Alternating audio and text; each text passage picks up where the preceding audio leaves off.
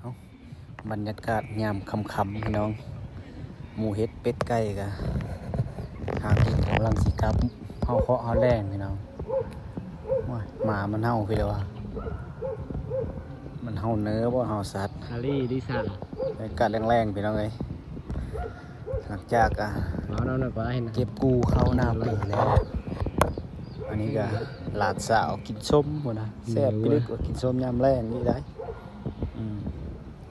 อันนี้ก็นึ่งข้าวไว้พี่น้องนึ่งข้าวไว้กินแรงแต่ว่า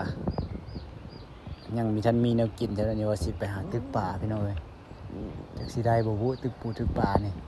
อากาศก็หนาวๆในซ้ำขี้ค้าลงน้ำพอพูดกันว่ามันมีหนาวใครในพี่น้อง